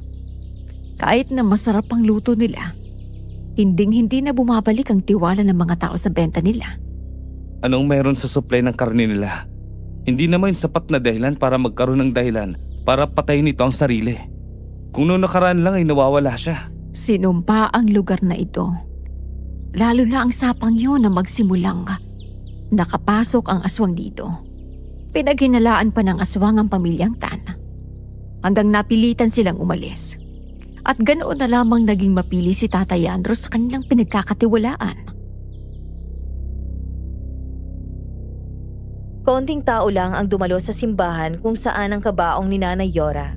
Wala nga roon si Isabela. Hindi ko alam kung may alam ba siya tungkol sa nangyari. Dumiretso ako papunta kay Joseph. Nakita ko siyang mabilis na tumalikod at hindi pa nakakapasok sa simbahan bago ko pa siya naabutang umalis. Mabibilis ang hakbang niya pabalik sa kanilang bahay nang makita niya ako sa malayo. Joseph, sa tingin ko ay kagagawa ng aswang mga to. Yung kausap mo, sigurado ka pang hindi siya aswang? Nung wala siya ng sinabuyan ko ng asin, hindi malabong wala siyang kasalanan dito dahil naabutan ko siya nung isang gabi sa sapa. Huwag mong babanggitin yan, Roman. Ang nangyari sa akin, marahil sa ilang pang posibleng may galit sa akin. Pero ang mga normal na tao ay hindi kumakalmot, kundi yung mga nagbabagong anyo ng mga aswang. Ayoko mapahamak ka, Roman. Lalo na't nalaman natin na namatay na si Nanay Yora. Siya ang ikalawang babae na nagpakamatay sa sapa na yun. At sa tingin mo, ako ang maging ikatlong biktima? Sino ang lalaking yun? Gusto ko siyang makita. Tuwing gabi mo lamang siya makikita, Roman. Sinasabi na umalis na siya. Ngunit sa katunayan, nagtatago lamang mula sa malapit niyang kapamilya. Dahil nga aswang siya. Mahabang kwento eh. At ayokong maging dahilan pa ito ng bangungot sa buhay mo. Maniwala ka sa akin, Roman. Itigil mo ng pag-iimbestiga tungkol sa nangyari sa akin. Pinagtatakpan mo siya, Joseph. Ayaw kong may mangyaring masama kay Isabela. Umalis na siya. Wala nang tao sa bahay niya. Hindi ka nakakasiguro kung si Isabela nga yun. Sinasabi mo bang aswang sa Isabela? Akala ko ba'y kaibigan ang turing mo sa kanya? Bakit ganito ka mag-isip, Joseph? Hindi ko na kailangang magpaliwanag sa'yo kung bakit tuwing nandiyan ka ay nagtitimpi lamang si Isabela na pansinin ka. Ayokong matawang ka sa katotohanan. Nagbubulag-bulagan ka lamang para tanggapin ang kahangalan. Hindi mo na siya dapat tulungan. Hayaan mo siya para matapos ang gulo. Sa tuwing napapadaan ako sa simbahan, nagbabaka sakali akong maabutan ko si Isabela. Ilang araw na rin akong napapadaan sa sapa upang bantayin itong maigi at maabutan ng lalaking huli kong nakausap. Malakas ang kutob ko na may kagagawan ang lalaking yon dahil isa siyang aswang. Takot na panghinalaan kaya nagtatago. Hindi ko na rin nakakausap si Tatay Yandro. Tahimik lamang siya buong linggo hanggang sa nailibing si Nanay Yora. Hindi ka po ba sasama sa lamay ni Nanay Yora, Tia? Hindi na, iho. Marami pa akong gagawin ngayong hapon. Ngunit kapatid siya ni Tatay Yandro. Kailangan natin magbigay respeto sa pagkawala niya. Hayaan mo na. Ayaw akong makita ni Nanay Yora nung nabubuhay pa siya. Napansin ko ang kotse sa labas ng bahay ni Nanay Yora. Kilala niyo ho bang panauhin nila? Bumalik na ang kapatid ni Isabela. Diyan na rin maninirahan si Tata Yandro. Huwag ka mag-alala. Mauna ka na lamang dahil maiintindihan naman nila. Matapos mailibing si Nanay Yora, ay naabutan ko ang lalaking nakasuot ng itim na salamin na tinutukoy na kapatid daw ni Isabela. Dumiretso siya papasok sa bahay ni Nanay Yora. Bukas ang kanilang gate nang nagtangka akong sundan siya sa loob. Tumago ako sa mayabong na mga dahon ng kanilang naglalakihang tanim na puno sa bakuran. Sumunod na pumasok si Tatay Yandro. Walang malay na tinahak ang daan at nalulungkot sa biglaang pagpanaw. Sa tingin ko ay kasalanan mo kung bakit ganun ang nangyari kay Lola. Hindi ka nakinig sa kanya, Isabela. Ilang beses kanyang pinipigilan na huwag sirain ang plano niya. Hindi naman dapat ganun ang gagawin, Kuya Inigo. Hindi pwedeng hayaan ko siya na gumawa pa ng kasamaan. Siyang naging dahilan kung bakit ako nahihirapan ngayon. Ang mga sinasabi ng mga tao tungkol sa akin ay dahil sa makasarili niyang desisyon. Ayoko may mapahamak siya ulit. Kahit kailan talaga, Isabela. Hindi ka natuto sa mga pangaral ng iyong lola. Simula nang iwan ka niya. Lahat ng pasakit, pagtitiis sa'yo. Iniisip mong sinasaktan ka lamang niya. Itinuring ka naming kapamilya. Ngunit ikaw pa ang may ganang umangkin ng mana niya. Lolo Leandro, huwag niyo na pong isumbat kay Isabela to. Kailangan na magtiis si Inigo at magtago. Dahil sa hindi patas sa trato ng Lola Yora mo. Aalis na rin ako. Dahil bumalik na kayo rito na parang walang nangyari. Nung iniwan mo si Nanay Yora, alam niyo hubang nararamdaman niya? Nagkasakit siya. At mabigat sa loob niyang tanggapin na tinalikuran na siya ng pamilya niya. Hindi mo na kailangang umalis. Kailangan mong mabura sa mundong ito, Isabela. Wala ka namang halaga bukod sa pagiging problema. Mas lalong dumilim ang tahanan nila mula sa kumukutidap na mga bumbilya sa sulok ng bahay nila. Malakas ang narinig kong kalabog at napansin ko ang siluweta ng matanda nang mag-ambang atakihin si Isabela ng kutsilyo. Agad akong tumakbo at labis ang takot nang makitang may dugo sa braso si Isabela. Nagbalik ka na naman, Roman. Walang kasalanan si Isabela. Parang awan niyo na, Tatay Yandro. Hindi ito ang nararapat na gawin. Hindi makatarungan ng husgahan niyo si Isabela. Alam kong gustong-gusto mo ang babaeng ito. Pero kailangan kong mag-alay ng dugo. Para sa preskong karne, para sa benta ko, Roman. Kailangan ko ang mga yon kay Isabela. Wala naman siyang halaga pagkatapos naming ubusan ng dugo ang babaeng ito. Ano? Ako na lang po kung ganun. Talaga? Nahihibang ka na nga, Roman. Gusto mo ang babaeng hindi mo lubusang kilala. Sampid ito sa pamilya namin at nag-aangkin ang manang hindi sa kanya. Alam naman ng lahat na aswang siya. Di bale, itutuloy ko na naburahin siya sa mundong ito dahil wala naman talaga siyang kwenta. Hindi ko kapatid si Isabela, Roman. Dapat ay matakot ko na sa banta ng mga dugong nakikita mo. At sa katotohanan kung bakit nawalang bigla ang nanay mo. Alam mo bang pinagtaksilan ng iyong ina ang sarili mong kadugo? Hindi siya nalunod. Pinatay siya.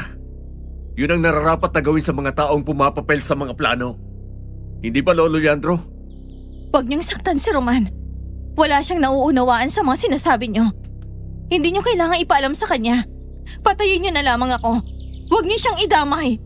Maawa ka, Lolo, Kuya! Mas lalong nandilim ang mga mata ni Tatay Yandro. Narinig ko ang haluhoy ni Inigo. Umiiling-iling sa direksyon ko bago siya nag-ambang tumalikod at kumuha na rin ng patalim para tamaan si Isabela sa kabilang braso. Nagsimula na akong sabuyan sila ng asin at tinapunan na nagraramihang hiniwa ng mga suwa. Tumakbo ka na, Isabela. Hayaan niyo siyang umalis kung ayaw niyo saktan ko pa kayo. Itigil mo ito, Roman! Gusto mo talagang masaktan? Huwag kang mangialam sa problema ng pamilya namin! Anong nangyayari? Tatay Andro, Inigo. Mga aswang sila. Tia Marisa, umalis ka na po. Ayoko na mapahama ka. Hindi rin ganun kalinis ang konsesyon ni Marisa. Kung tutuusin, ang laki ng kasalanan niya. Hindi ba, Marisa? Wala akong kasalanan. Tia, umalis na po kayo dito. Magtawag ka ng kung sinong pwedeng tulungan tayo. Sige, subukan nyo. Kung ayaw yung patayin ko kayo ngayon din. Roman, huwag ka nang pumasok sa problema ng pamilya nila. Ibalik mo si Isabela. Kung ayaw mong malagutan ng hininga ang iyong tiya. Total, may atraso naman siya sa'yo. Bakit hindi na lang kita tutulungan? Roman, maawa ka sa akin. Hayaan mo na sila. Ibalik mo si Isabela. Hindi ko magagawa ang ibinibintang nila sa akin. Maniwala ka. Hindi ka pa rin ba binabangungot ang mga nakikita mo, Marisa? Hindi pa sapat yun para tigilan mo ang pamilya namin at huwag kang sasali sa gulo. Unang-una, mabuti ako sa inyo, Tatay Andro. Wala akong ibang ginawa kundi ang pagbigyan kayo sa kagustuhan nyo. Hindi ko palalampasin kung paano nyo inatake si Joseph. Nagbabalat kayo. At hindi pa ako nakakasiguro kung sino pang pwede nyong saktan. Gagawin ko ang lahat para ipaghigante ang mga pinahirapan nyo. Kayo ang dapat na mawala sa mundo. Sinabuyan ko sila ng asin at iilang likido na may binabad na bawang sa suka. Nakita ko ang pangihina ni Tatay Yandro at tuluyan niyang pagbagsak.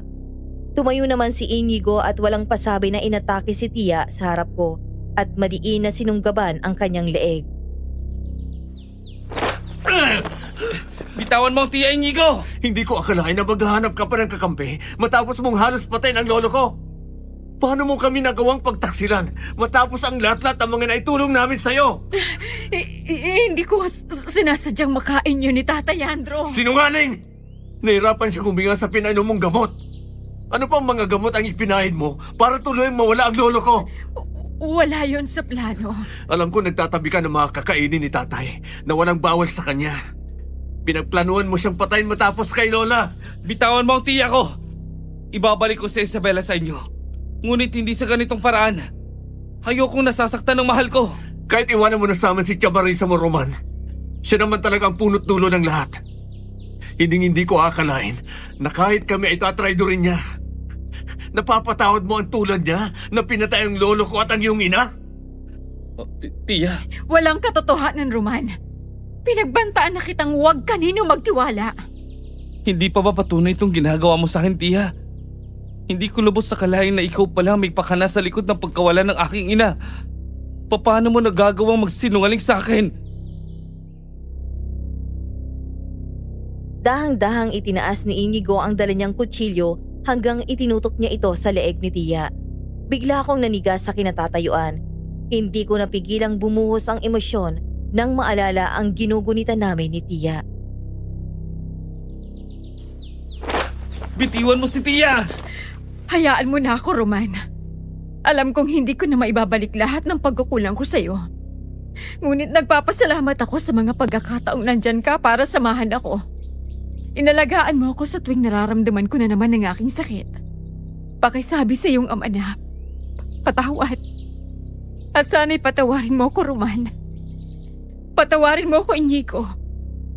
Kung bakit ako naging dahilan, kung bakit malungkot ka ngayon.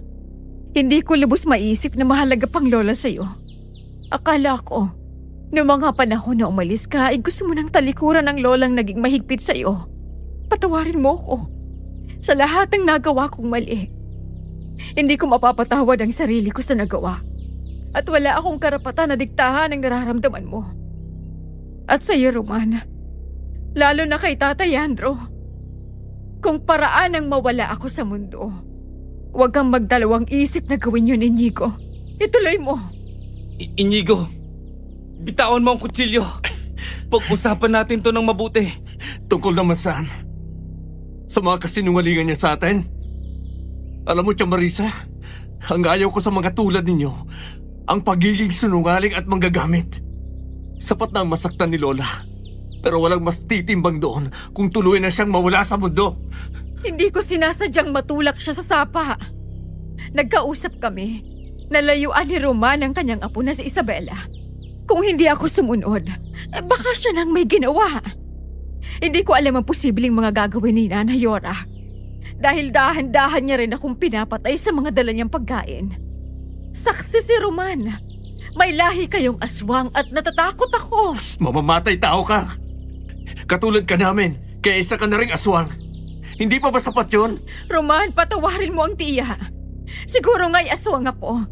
Gusto ko nang matapos ang lahat ng mga bangungot ko. Akin na! Huwag mong subukan na magtago sa amin! Isusunod kita sa tiyahin mo! Walang alinlangang umatake si Tatay Yandro. Ngunit nag-amba itong lumapit sa akin na siyang mabilis na pagharang ng katawan ni Tia Marisa sa akin. Mabilis ang paghinga ko nang makita siyang humandusay sa sahig. Galit ang mga mata ni Tatay Yandro sa akin habang dahan-dahan akong tumakbo palabas ng kanilang pinto at mabilis na tinahak ang ibang daan papuntang sapa. May iilang mga kakahuyan na tiyak na maliligaw ka sa pare-parehong itsura nito. Hindi ko pa natatanaw ang sapa ngunit naririnig ko na ang malalakas na ungol ng mga aso. Mabilis akong nagtago sa iilang kakahuyan habang naririnig na umaalingaw-ngaw ang boses nito sa pagbabanta. Tinahak ko ang daan kung saan ang dating pagkikita namin ni Joseph. Napatanon ako sa kaba nang meron akong nakitang babae na nagtatago rin sa kakahuyan. Isabela, Roman, bakit nandito ka? Iligtas mo ang sarili mo. Humingi ka ng tulong. magtapat ka nga sa akin, Isabela. Sino ka? At ano ka ba talaga? Bakit mo naitanong yan? Alin sa dalawa? Na baka nga suwang ka kaya nagtatago ka rin sa kanila para maghasik din ng kadiliman? Magsabi ka ng totoo. Alam ko ang pamilya mo. Isa silang mga aswang. Ampun ako, Roman. Hindi ko akalain na aswang ang pamilyang Tan. Ikaw nang bahalang humusga kung ano ko. Hindi ako nagsinungaling. At binalaan na kita noon pa. Patunahin mo.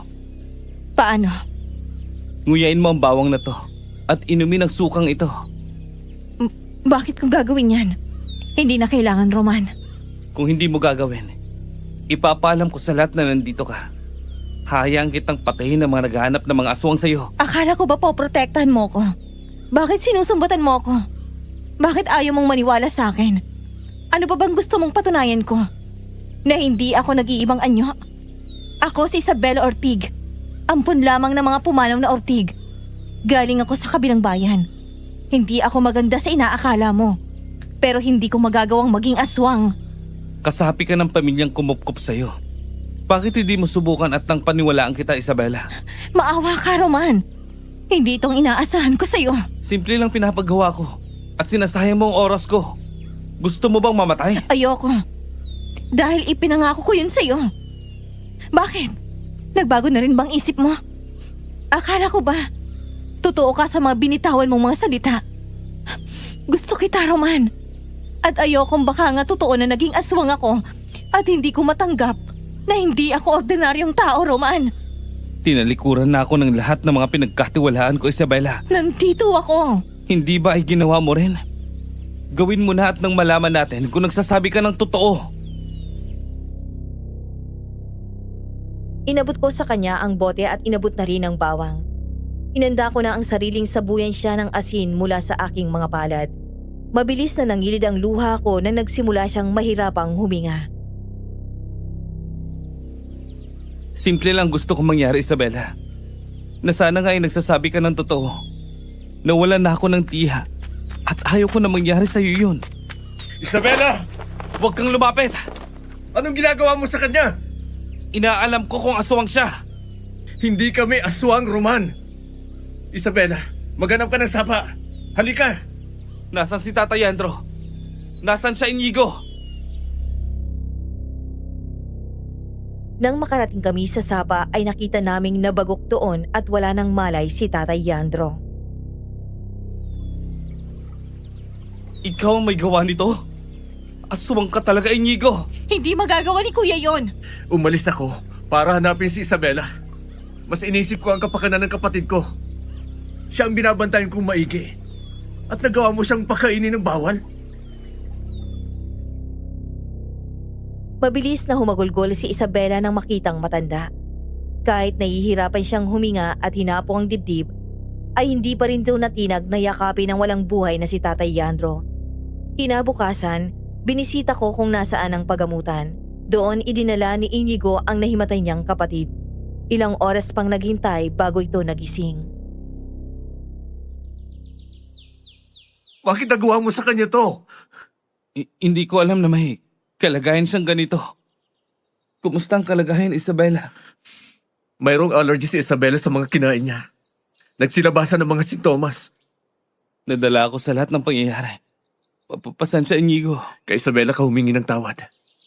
Hanggat hindi ka niya napapatawad, ay ganun din ang magiging desisyon ko. Hindi ko mapapatawad ang sarili ko sa nangyari, Inigo. Patawad at nakikiramay ako sa iyo. Matapos ang ilang buwan simula nang mailibing ang bangkay ni Tatay Yandro at Tia Marisa, ay nagpupumilit na si Itay na umuwi ako pabalik ng syudad. Natatakot na rin siya sa naging bali-balita ni Lola tungkol sa mga aswang. Kahit isang linggo lang po, Itay. May ginawa ba sila dyan sa'yo? May kakausapin lang ako bago bumalik sa syudad. Kailangang pumalik ka na rito. Kung ayaw mong sugurin ko ang lugar na yan. Mahalaga lang po na bagay bago ako umalis. Sisiguraduhin ko pong bumalik ka agad, Tay. Pasensya na po. Anong mangyayari sa trabaho mo? Ilang linggo ka nang wala sa sarili. Kahit na mga ipinagagawa sa'yo ng boss mo ay palpak. Hindi ka namang galito, anak. Hindi nga ako nakabalik sa syudad tulad ng inaakala kong kasunduan habang pansamantalang binabantayan si Tia Marisa. Hindi pa rin ako nagkaroon ng tiyempong humingi ng tawad kay Isabela. Ilang linggo na akong bumibisita, ngunit ayaw niya raw akong makita ayon kay Inigo. Hanggang hindi ko inaasahan nang huling paalam ko sana sa araw na yon para umalis. Naabutan ko si Isabela, nag-aambang tumalon sa mababatong gilid ng sapa. Ngunit sa gulat niyang makita ko ay nadulas ito at mabilis na inanod ng malakas na agos ng tubig. Isabela! Roman! Tulong! Kumapit ka! Salamat, Roman. Ganito na lang ba talaga kita maabutan, Isabela? Gusto kong tumalon, pero ayokong mamatay. Ganito na rin ba talaga ang galit mo sa akin? Dahil ano? Dahil aswang ako. Ano pang ipapagawa mo? Hanggang sa malagutan ako. At nang mapako na rin ang gusto mong ipangako ko sa'yo. Hindi yun ang ibig kong sabihin, Isabela. Gusto kita at ayaw ko na. Nasa tuwing naabutan kita ay dito ka sa sapa. Na parang gusto mo rin bawiin ang buhay mo. Nagpapaalala sa akin ng mga namatay na malapit sa akin. Naiintindihan ko. Sana ay maging maayos ang pagbiyahe mo pabalik. Nandito ako para humingi ng tawad. Kung sakaling maabutan kita, sana mapatawad mo ako sa lahat-lahat. Hindi kita malilimutan hanggang sa muling pagbalik ko. Pinapatawad na kita, Roman. Makakaasa ka sa muling pagbalik mo. Ipagluluto kita ng mga paborito mong pagkain. At paninindigan ko ang pangako ko sa'yo. Hindi ko na uulitin ang nangyari kanina. Malungkot ang huling alis ko sa probinsya. Hindi na rin ako nakapagbalita sa kahit kanino. Naging abala na ako ng 2 taon sa syudad at madalang na akong makakamusta ron. Naisipan kong bumalik sana ron sa darating na Pasko, ngunit May tawag galing kay Joseph. Pinapasabi na kailangan mo raw bumalik ng probinsya. Bakit daw ho?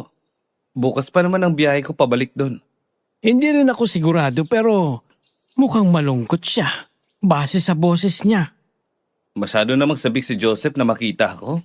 Iho, hindi ko alam na ganun ang nangyari. At nagpapasalamat naman ako na may mabubuting tao pa rin na dumating sa buhay mo sa kabila ng lahat. Sobrang nagpapasalamat po ako sa kanila kaya naghanda na rin ako ng posibleng binili ko. Malungkot man ang mga naiwan na pangyayari nung pag-alis ko. Sana nga magiging mabuti ako sa pagbalik at maging mapagbigay tulad ni Inay. Huwag mong kakalimutan sundin ang puso mo. At yung bili namin ng iyong ina. Mag-iingat ka ron. Napanood niyo po ba hanggang sa dulo? Huwag niyo pong kalilimutan na mag-comment, like, and share. Maganda po ang story. Salamat po sa pakikinig. Paalam!